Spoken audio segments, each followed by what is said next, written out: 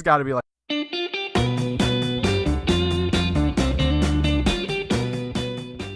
hey everybody, and welcome to the Meddling Kids podcast, a review of all things Scooby-Doo. I'm Stephen Pappas.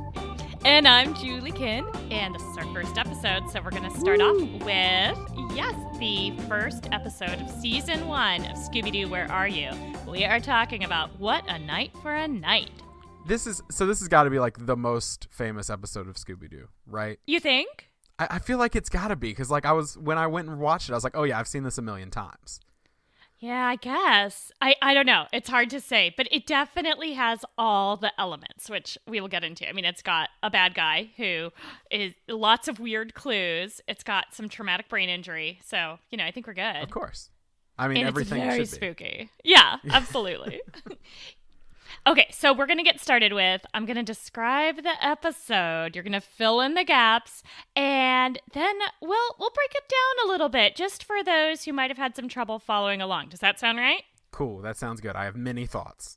Okay, good. I can't wait to hear them. Okay. I just rewatched the episode this morning, and it was fantastic, as always. It It started with the opening graphic and the awesome opening sequence. And as a kid, I don't know about you, Steven, but I used to get super excited when, I would watch later episodes and see little snippets from that opening sequence and be like, oh, that's in the opening sequence. Oh, yeah. No, totally. I got a little bit of that last night. I was like, oh, that's the Black Knight. That's going to be this episode. My wife and I sat and sang along the entire time. Oh, that's so romantic. Okay. You married well. I did. That's good. That's good. Okay, so it starts with creepy violins and then a really cool camera scene because we see a truck coming and then a truck drives over where the camera would be if this wasn't animated. So clearly this was directed by one of the Coppolas. Right. Great cinematography. Exactly. This is quality programming. And on the back of the truck is a large box, and it's roughly coffin-shaped with a label. It says, deliver to Jameson Hyde White, Professor of Archaeology, London, England. So clearly there's only one university in London at this time, and otherwise this would never get there, right? Right, Because of there's course. no actual address. Right. Okay, so also, I'm not sure how many viewers could actually read, so I guess this clue is only for the cool kids. Oh, of course. But yeah. Okay, so oh no! The box opens and a dude in a suit of armor pops out with glowing eyes. Okay, and here's my favorite thing about that. I just have to... Okay. The guy driving the truck with the big open window behind him and the rearview mirror notices none of this. Doesn't notice Nothing. the box is opening, doesn't notice that this large, living suit of armor has risen up out of the box to... I mean, at least when I was a kid, kill him is what I thought was going to happen. Of course. And that's a lot of noise, too, right? I mean, suits of Exactly. armor are not, real stealthy. This isn't a ninja episode. This is a night episode. Also, the box wasn't sealed up or anything. I don't know. Yeah. It's mysterious, Steven. It is. There's so and much going on. creepy. Yes. We need someone to Okay. solve a mystery. Yeah. Oh, yeah, you're right. And what luck, because Scooby and Shaggy are walking through some creepy woods. They apparently are coming from a double screening of a movie, and they get scared by a frog. And this is the most dog-like moment in the entire episode because Scooby starts barking at the frog and chasing it, even though it's pretty adorable when it lands on his face. Okay, Right. so And at this point, I need you to know I just wrote down OMG laugh track because I forgot there was a laugh track on this show. yeah, but Which I don't know how to feel about. It wasn't filmed in front of a live studio audience. definitely not. But I don't know. it's not obtrusive. I don't know, maybe because we're just so used to it because we're big Scooby fans. Maybe. But I don't know, but you did notice it, so I guess it is obtrusive. I don't know. Yes. Listeners, y'all got to weigh in on this one. It Laugh feels track, weird. no laugh track. And what about the newer episodes? Do they have the laugh track? I don't know. I haven't watched a lot of the newer episodes. I've just seen clips. So Well, I feel we'll like- find out in 3 years of episodes. I think maybe more. There's a lot of Scooby content. Okay, we'll get there eventually. Okay. So, Scooby and Shaggy see the deserted pickup, during Operation Frog Chase. And there's an empty suit of armor in the driver's seat. And in a very creepy method, the helmet falls off. So we know it's empty. So this here not making a lot of sense, which we'll get back to later, because why would a bad guy just leave it here deserted?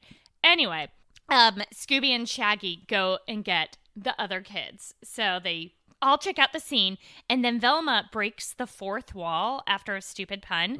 Like, I forget exactly what Shaggy said. It was something like, I don't know, something about armor. And Velma looks at the audience and says, very funny. So we're supposed to know right away. She is a no-nonsense kind of gal. Nope.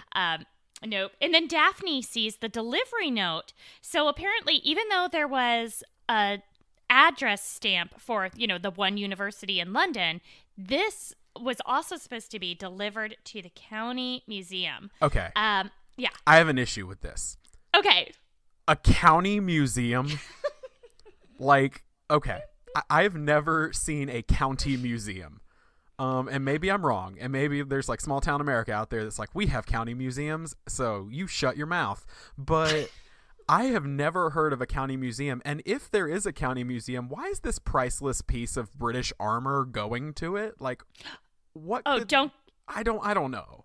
No, they have some amazing grants, because as we'll get into in a minute, when they go to the museum, it is gorgeous. There's like this really nice cupola right in front, and then you walk in, and it's huge. I mean, as we'll get to later, it's big enough for like a dinosaur exhibit, big enough to fly an airplane inside. Spoiler alert.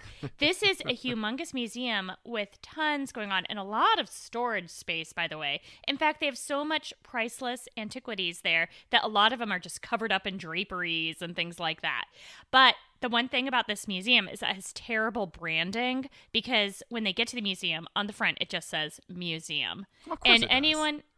anyone out there in design and user-centered design knows you really need to put some emphasis on branding, because especially if you're going to put that much money in. Okay. Anyway, so Fred here is where I'm going to develop my theory about Fred. Fred says, up to our armor plates in another mystery. So clearly this is a habit. This isn't just like their first caper, right? Right. They go, and I'm going to get back to Fred because I have some theories about him. So they go to the gorgeous museum, which again, just labeled museum. And they meet with the curator, Mr. Wickles. Is it Wickles? I could not tell what was being said the entire time. I was like, Wurgles, Woggles, Wiggles. I shelled out for the episodes on iTunes so I could like actually hear it well, because I was having the same problem. I was trying to watch it for free on YouTube and that didn't work. So yeah, I think it's Wickles, Mr. Wickles. So Mr. Wickles. the curator in a county museum doesn't even need a doctorate, which is pretty rare. So that's kind of cool, kids. If you want to become a museum curator, you just go for it. First, you got to find a county museum, though. Yes, but clearly this one, like we said, has lots of good funding. Okay, and as we'll discover later, also has a vacancy. So, they certainly are looking for a new curator. Professor Hyde White has disappeared, according to Mr. Wickles. And he's nervous about taking this armor. So we're supposed to kind of put two and two together here. It's not spelled out very clearly, but we're supposed to figure out that the dude driving that truck earlier was the professor. So he was driving that suit of armor in. And so Mr. Wickles is like, ooh, you know that legend. What legend? Well, the legend of the Black Knight, which was the suit of armor here. Oh, is that legend. That legend, right, which is on a full moon, it rises. So, by the way, in this universe, a full moon lasts more than one night. So we're not talking like the scientific full moon. We're talking about like a visual full moon, just for the record. Yes, because it was a full moon the other night, but it's a full moon that night too. He was delivering this to the museum from England. Dun, dun, dun. Okay. They're walking around, just checking out the museum, because why not? When you're in a really awesome county museum, you want to look at everything that's there. Oh, sure. Scooby notices something very interesting. Some really weird-looking glasses. Now, I recognize what these kinds of glasses are because my dad has some of these. Is your dad Benjamin Franklin? Well, My grandfather owned a jewelry store, and he was a watchmaker. Okay. Like back in like the olden times here. And so it's a jeweler's loop. I haven't ever seen them like paired together in a pair of glasses. Usually you just hold them up to one eye at a time. And so the jeweler's loop is just for looking at stuff real close up. But here they are in glasses, and Scooby takes them in his snout. And then they're all driving away, and Scooby, totally adorably, bounces up to the front seat to talk to the other kids, and he's wearing the glasses, and it's so cute. Which is adorable, but I do take issue with it because none of them has the reaction of, oh no, he stole something from this museum. We should probably take it back. Nope, that is not their first reaction. No. It's like, what? Oh, you stole something? It's a clue. Let's go to the library. And I was like, no. Exactly. Right. Yes, kids. And they don't consult with an adult. They or Mr. Wickles, who is clearly very interested in them and would be nice, No, they go look it up in a library, and they find out these are jeweler's glasses. They don't use the cool word loop that I used, by the way. And they're only made in England. Okay, Sure. Stephen. These glasses, okay, let's allow that. These are only made in England.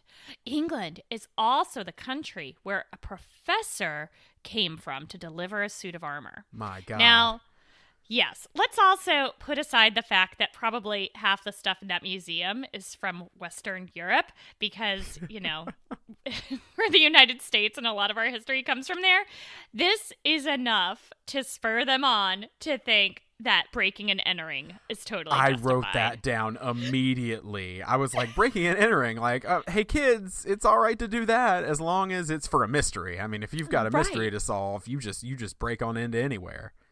Exactly. I'm so glad that it wasn't a French dude and like French fries on the floor. They would have totally done breaking and entering then too. But let me point out, it is Fred who suggests this. And he keeps totally calm like the entire time. He's like, okay, well, let's go. This is a mystery.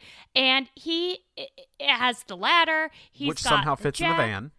Which fits in the van. He has all the supplies and everything, and he keeps such a calm demeanor the entire time. Even though the other kids are like a little shaken, especially Shaggy, he's like, oh no, just swing on in there.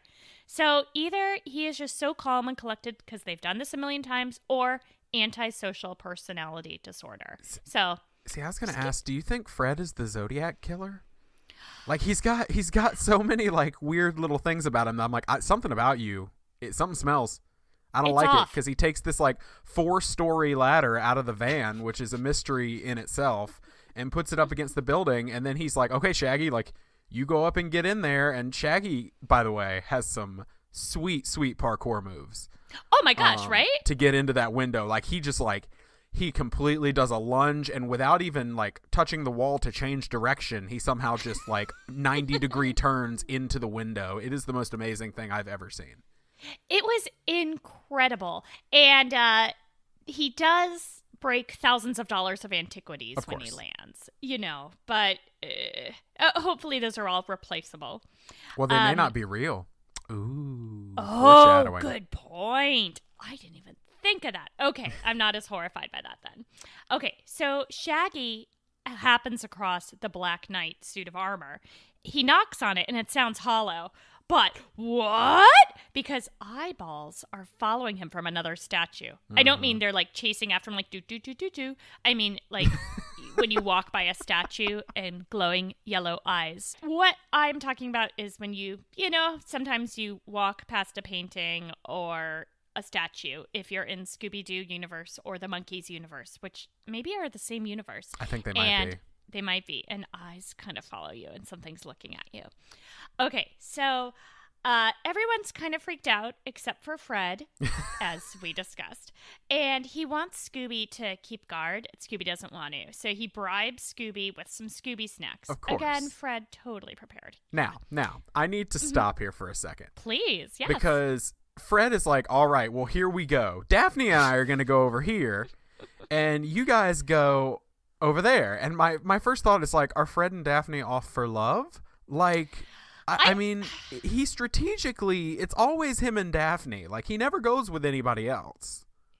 I've heard this theory before. I don't mean to say that you haven't, coined this theory yourself. Like, It might be a Steven theory. That's totally cool. It is, clearly. It is. Okay, perfect. Clearly. I guess that has a lot of merit. Part of me doesn't want that to be true because I want Daphne to be more than just the hot babe who's the counter to Velma. Because of course I'm a total Velma, and I always hated that Velma's the smart one, Daphne's the pretty one. I want them both to be smart and cool and pretty so that it's not just looks versus smarts. So I'm bringing in a lot of my own pre-adolescent neuroticism here. No, that's fine. In other words, I'm going to go with no. He just really wants Daphne's wit and wisdom. I would rather that be the case, but there is a comment made later on in the episode that makes me think oh no, they just think Daphne's dumb. Oh no. What happens later? I don't want to spoil it, but it's when it's when they're in the secret room. So I'll come back to it. Okay, I can't wait to hear. All right. Okay, so Scooby is on guard, but he gets scared anyway. And then he is super duper cute when he runs up to Shaggy and jumps on him and starts licking his face when Shaggy says, "Okay, Scoob, you can join us." And I just really liked that. It's adorable. It's really sweet. It's adorable. I love that big dog. Okay. Someone we see closing themselves in a sarcophagus, or a mummy case, as the show likes to call it later. And all we see is a big white hand. So we know it's some white dude. Probably a dude, not a dudette, but could be. That's all we know. So it's another clue. Shaggy wanders off. Commercial break. So in the commercial break, if you want, we could talk about, is this adulting, or we could save that for later. Oh, sure. Yeah, we can have commercial breaks just like the show. Right. Hold on to your hats, kids. What's going to happen to Shaggy? You'll find out after the break. No, Is This Adulting is my other podcast. It is a podcast that tries to destigmatize mental illness through a comedic lens. It is me and a college roommate, and we sit down every week and we talk about whatever's been going on that week, how our mental health has been. We check in with our listeners and read some listener advice questions and things like that. We are not professionals, but we just give friendly advice. And then we talk about stupid stuff or serious stuff. We talked about how to make friends after college on the last episode. We also talked about cereal 2 weeks ago, and not the podcast, the food. Yes. And so, yes, it was a really good and important discussion because it got me thinking all about Captain Crunch and how I have not been eating enough of that good, sweet grain. No. That's, oh my God, that's what I'm going to call all cereal from now on. No, it ended up with us getting 5 boxes of Waffle Crisp in the mail from listeners, which is awesome. No, it's a great podcast.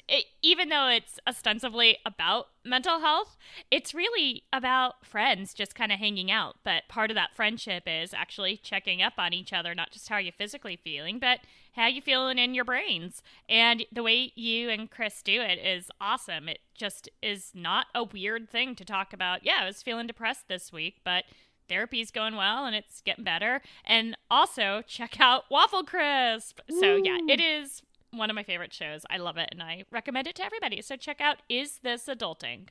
Awesome. Back to the action. Okay. So Velma and Scooby are sneaking around with some really good sneaky music. And Scooby has to hold his mouth shut because he's so nervous he starts chattering. And I just want to note that I've done this myself sometimes to keep myself from interrupting other people because I have a really bad habit of that. I think that was a passive-aggressive way of you telling me to stop interrupting you. No, I want you to interrupt more because I have a habit of just taking over. Youngest child. Only also, child, so. Oh, yeah. So you're used to having the whole floor to yourself. Mm-hmm. So then Velma ties a cute little purple handkerchief around him, and that helps. Okay, they pass the knight, or the suit of armor, and he starts following them. And this, I want to come back to later because why? What motive does he have for following these kids and scaring them, right? You'd think his motive would just be stay still and then they'll leave. Anyway, okay. Scooby notices the knight and he tries to get away. And oh no, he knocks off Velma's glasses. And now, first off, the knight is polite enough to wait on Scooby to run. The knight stands there after they've made eye contact. And Scooby is tapping Velma on the shoulder, and he's trying to get her attention. She's like, hey, shut up. Like, I don't have time for you. I'm solving a mystery here. Yeah. And the Knight is just, he's waiting. A lot of sense. Okay. He's just waiting. Velma is now totally blind. So Scooby tries to get away. He knocks off Velma's glasses. Yes. Now, do you wear glasses? I do not. No, I have perfect vision. Okay, stop bragging for a minute, only child. Yep. I do wear glasses, and I have pretty bad eyesight. But when I take them off, I can still tell if I'm being chased by a giant suit of armor. Right, you don't look at your husband and confuse your husband with your dog.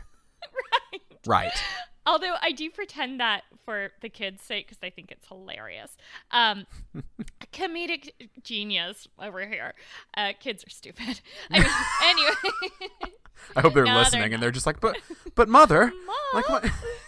No, kids are great. And I meant other kids are stupid, not my genius. Oh, of course.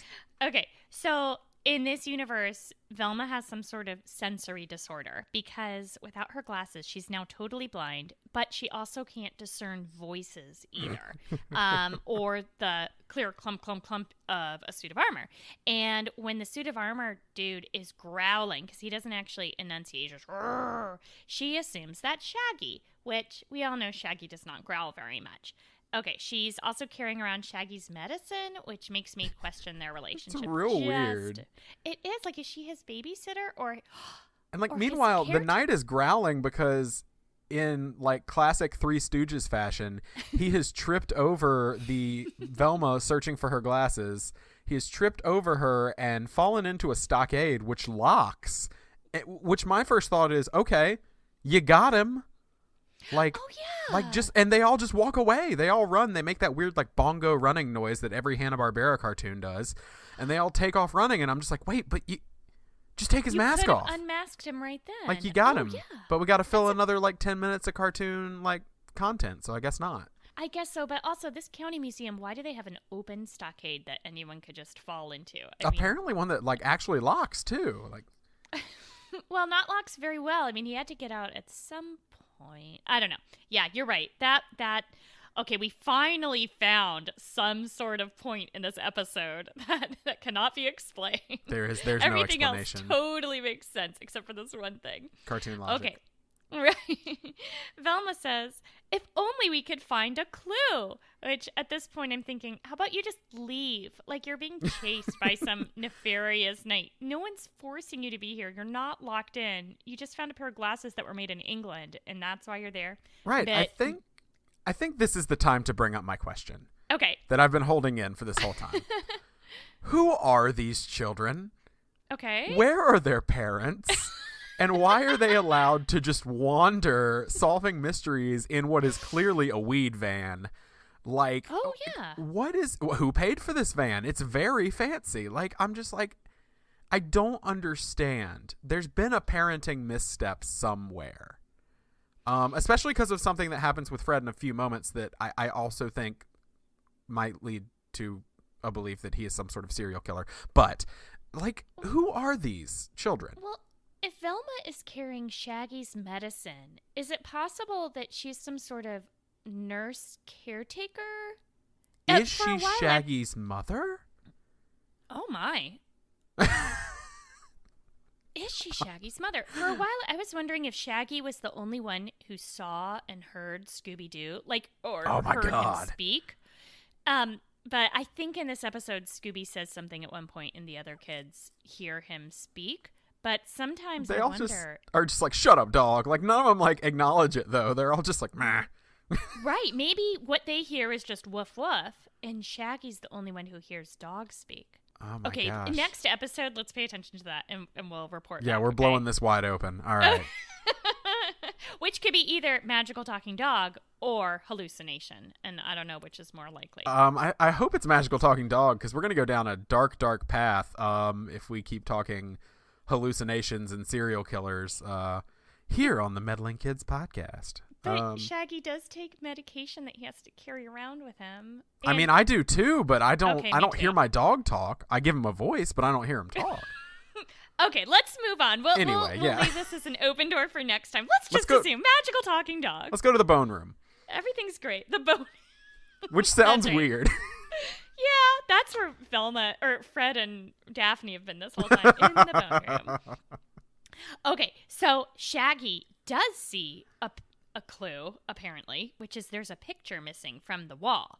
So he goes, and that just means that, like, the paint is a little bit less faded where a picture was. Not really a clue in a museum because we know they move art around all the time. But and they're all just like, somebody stole it. And I'm like, you broke into a museum. Like, you know, where do you draw the line? Anyway, continue.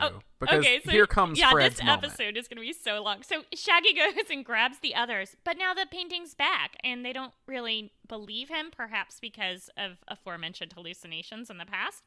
But there's something red on the floor. It turns out it's paint. Again, it's red paint. No red in the painting, but whatevs. And again. That's the moment where Fred kneels down. He goes, "Is it blood?" And he kneels down and sticks his fingers in it. And I'm like, if it is blood, you're real gross boy, aren't you? Like that's something's not right here. But it's paint. It is paint. It is paint. Oh my, because he's an expert on blood. He knows right away. No, this is not blood. This doesn't have the viscosity. This of doesn't blood smell as I've irony. known it. Right. It doesn't know. Right. Oh my gosh, I did not put any of that together.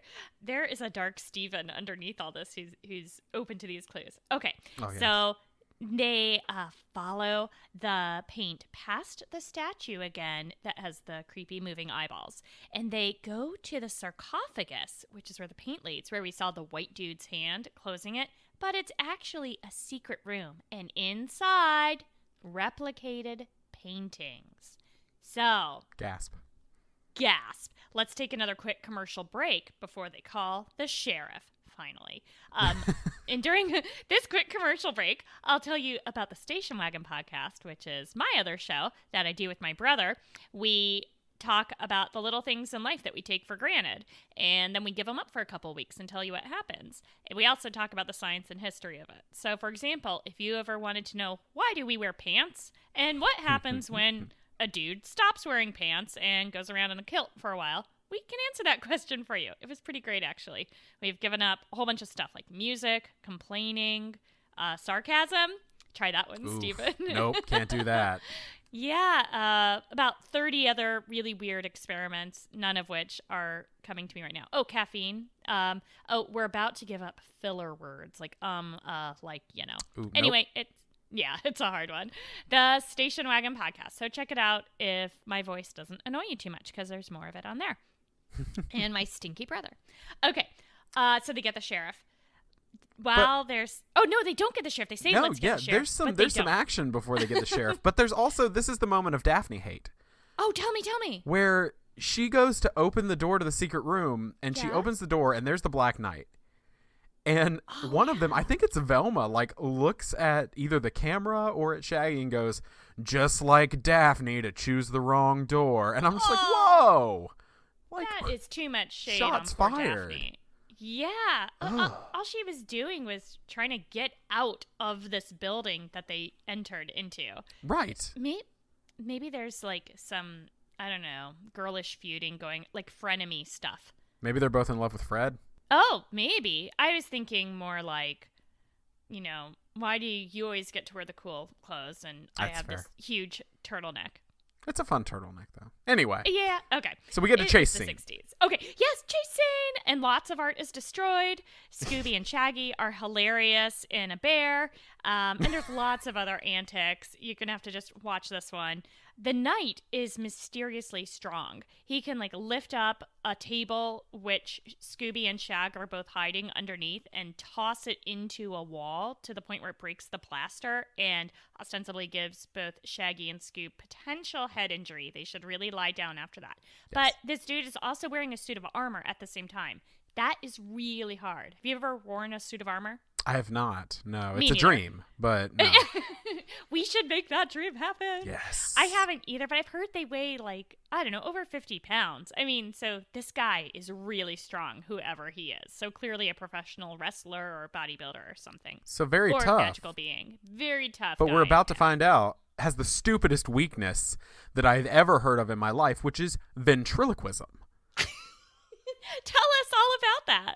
No, so they run into this room and they're hiding. They Yeah. do their chase scene. They hide under a bear. They hide under the table. And so they run in this room and Fred and Velma and Daphne get in a tank because sure. And Scooby and Shaggy are hiding in a plane. Right. And There's just a bi-seater plane right. that's fueled up. Which makes no sense. And Shaggy goes, "Wait, I got this." Like, essentially, he's just like, "I'm going to use my special secret power of ventriloquism to throw them off." And so he's like, "I'll throw my voice and he'll think that we're in that pot over there," which clearly couldn't fit a person, let alone with a Great Dane. And he's like, "And then we'll trick him that way." And so they're like, "Cool." So he throws his voice and he also says, "Help, I'm stuck in this pot. Let me out of this pot." So just in case convincing. it wasn't clear enough. Right. Very convincing. Unfortunately, it's so convincing that it makes Scooby really happy and he wags his tail and his tail flicks the single on switch that apparently starts That's all the it takes. plane. That's all it takes, kids. And of course the plane is fueled up and still works. And no brakes or anything on it. Totally works. And good thing Scoob and Shag. Wait, who's actually driving or flying the plane? I think Shaggy. Steering. Shaggy. Okay, that makes me. He has opposable thumbs. Yes, that's at least a little better. A little better. I mean, it's not a lot better. It's not much better because he's stoned out of his mind. Yes, and he's flying upside down. They're crashing through walls. I mean, this gorgeous museum, branded museum. The county museum. County museum, right. They finally crash into the night. Now, there is no concern at all about how a human has just been run into by an airplane and in a suit of armor. So he's knocked out. So there's absolutely a concussion, traumatic brain injury. But there's also going to be a lot of bruising, some lacerations. They're lucky if there's no internal bleeding from the armor piercing him or hurting him too much. There's absolutely going to be some broken ribs based on how the armor was crushed. But nope, no one cares about any of that. Mm-mm. Anyway, I mean, even bad guys, you got to take care of them. The Geneva Convention, I think. I don't know. I think that's in there. I think that's you in got to there, take yeah, care of bad guys, Yeah, especially ones who have been impaled by planes. Thank you, Stephen. Exactly. Okay, so they take off his helmet, and it's Mr. Burgles. exactly. Okay, this is what flummoxed me. Fred's like, "Just as we thought, Mr. Wickles, the curator."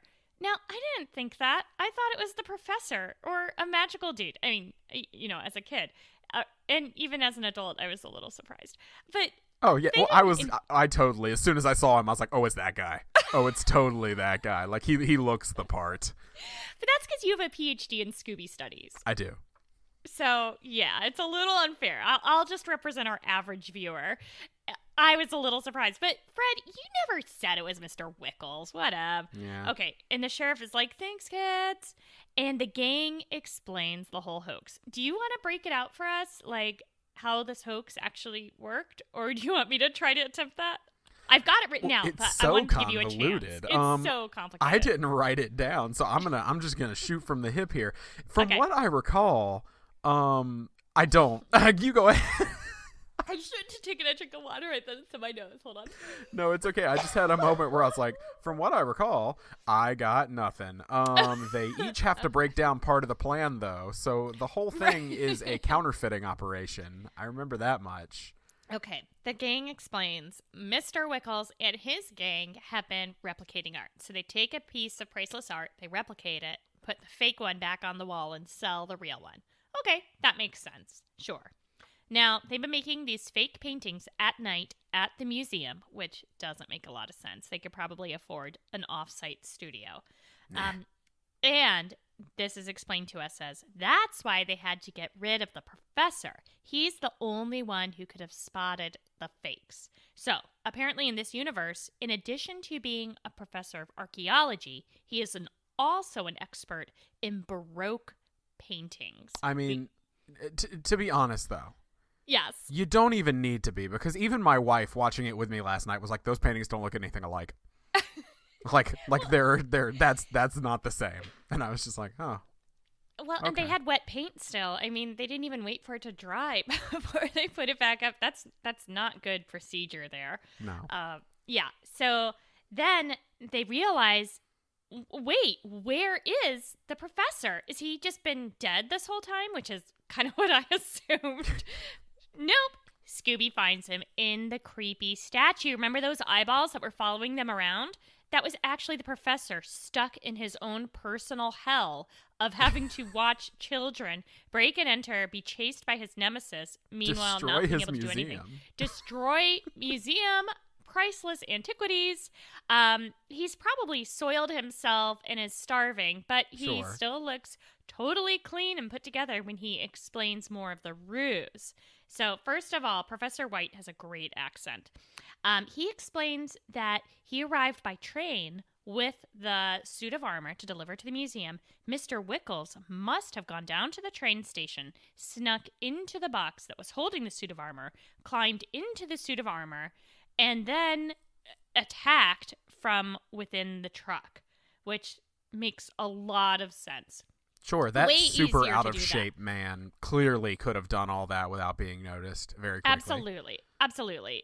And again, the aforementioned superhuman strength from earlier. Now, keep in mind, this is the curator who arranged the delivery, so he could have also just said, oh, no, I'll send someone to come pick it up from England. But anyway, okay, whatever. Scoopy goofs around in the suit of armor, and he looks super cute. And then there's the closing sequence. So, in summary, the bad guys have an art replication scheme. They hear of an expert coming to town. They trap him in a living hell. And Fred and Daphne go to the bone room.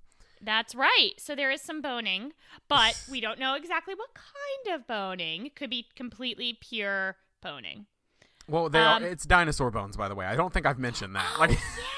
This museum has a huge dinosaur exhibit that Scooby knocks down at one point during the amazing chase scene, but then somehow they form again. Oh, he literally throws them all back up in the air and they land in perfect formation. Scooby. What a good dog. He's a good boy. But you know what we didn't get this episode that made me really sad? At no point were the words uttered, "We would have gotten away with it too if it weren't for you meddling kids." Oh my gosh, that's right. Good thing that we meddling kids are here to help break it down. Yeah, exactly. We're not going to let them get away with that either. Also, there's some real Deus Ex Machina in there that I really got frustrated with when the professor goes, "There is no legend."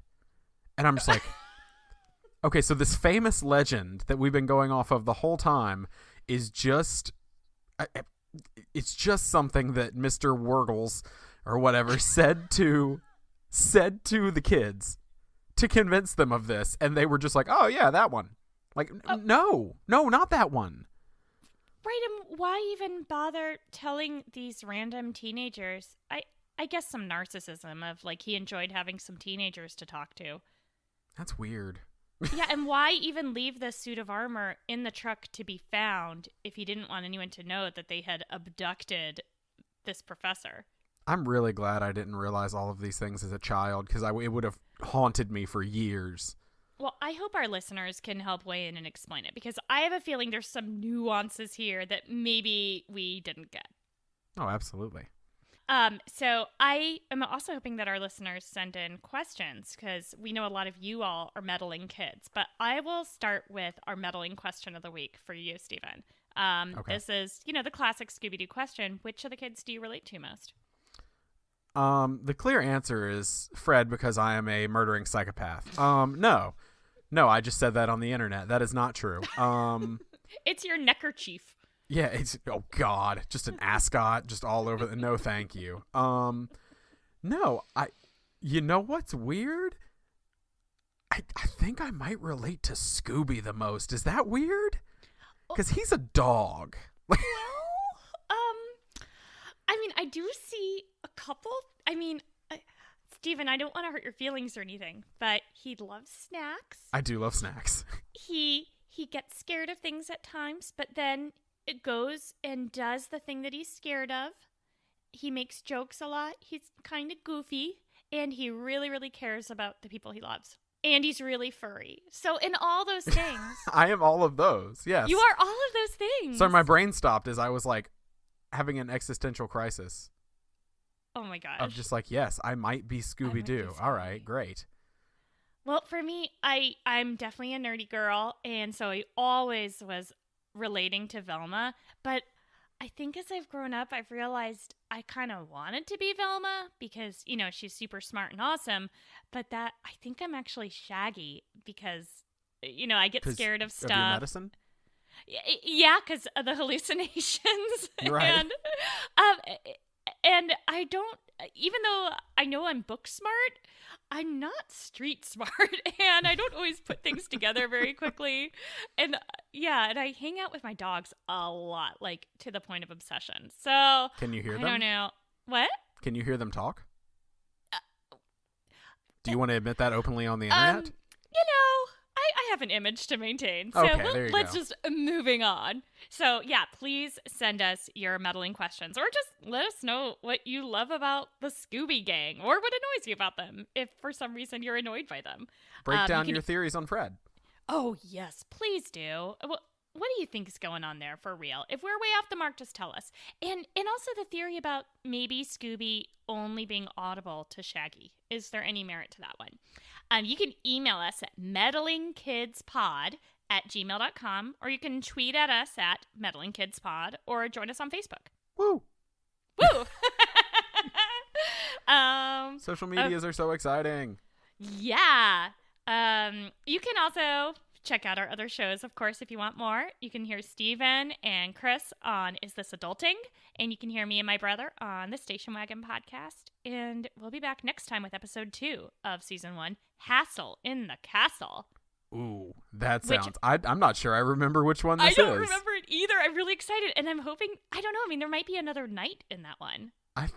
There's a lot of knights. I feel like it's all knights and like aquarium looking. Aquarium? That's not it. Divers, like, but wearing like the old school like diving equipment. Suits. Like any gamers out there, they just look like the big daddies from BioShock. Like all of them. I'm pretending I know what that means. Cool. Yes, exactly. Yeah. Yes, I'm super nerdy. So I'm more of the dice rolling kind of nerdy. I got a 20-sided one in my purse over here. That's a fun one. Okay. Yes. So in the meantime, please rate us and subscribe on iTunes or wherever you get your podcasts. Until next time, I've been Steven. I'm Julie. And I don't know what you've done this week, but remember, you would have gotten away with it too if it weren't for us meddling kids. Have a spooky day. Feel free to cut out my stupid thing. Zoinks!